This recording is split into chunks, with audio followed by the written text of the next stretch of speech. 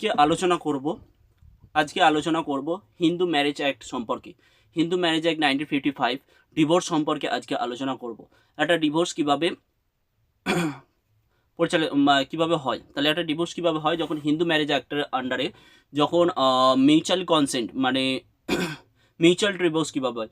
Mutual divorce হচ্ছে mutual divorce কিভাবে হয়, তাহলে মিউচুয়াল ডিভোর্স একজন ওয়াইফ অ্যান্ড হাজবেন্ড মিউচুয়ালি কনসেন্টে যখন একটা সেটেলমেন্ট করে, যেমন হচ্ছে অ্যালিমনি, স্ত্রীধন অ্যালিমনি, স্ত্রীধন, child custody and visitations and property and হচ্ছে এভরিথিং, যেটা হচ্ছে একটা সেটেলমেন্ট করে, এমইউ করে। তারপর কোর্টে পিটিশন ফাইল করে ইন ফ্যামিলি কোর্টে একটা পিটিশন ফাইল করে। তারপর ডিভোর্সের জন্য মিউচুয়াল কনসেন্ট ডিভোর্সের জন্য ফ্যামিলি কোর্টে একটা পিটিশন ফাইল করে হিন্দু ম্যারেজ অ্যাক্ট 1955 13B এর আন্ডারে 13B এর আন্ডারে। তারপর তারপর কোর্ট কী করে, একটা কুলিং পিরিয়ড দেয়, বা কুলিং পিরিয়ড 6 মান্থ একটা কুলিং পিরিয়ড দেয়।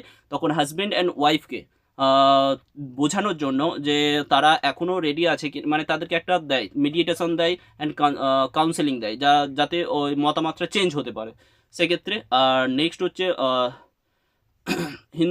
ডিভোর্সের জন্য ফাইল করে। তারপর 6 মাসের পরেও যদি রেজাল্ট না আসে, তারপর কোর্ট ডিগ্রি পাস করে অ্যান্ড হচ্ছে স্ত্রীধন মানে কি, স্ত্রীধন মানে হচ্ছে যখন at the time of marriage, যখন ম্যারেজের সময় যখন যেসব সম্পত্তি দেওয়া হয় সেগুলোকে আবার রিটার্ন করা হয়, সেটা স্ত্রীধন। অ্যান্ড ডিভোর্সের জন্য মিউচুয়াল কনসেন্টের ডিভোর্স, যেটা হচ্ছে মিউচুয়াল ডিভোর্স, সেটা একমাত্র ফ্যামিলি কোর্টে ফাইল করতে পারে, সেটা পিটিশন। অ্যান্ড আরেকটা ইম্পর্টেন্ট থিংস, যখন ম্যারেজ থেকে মানে হাজব্যান্ড অ্যান্ড ওয়াইফ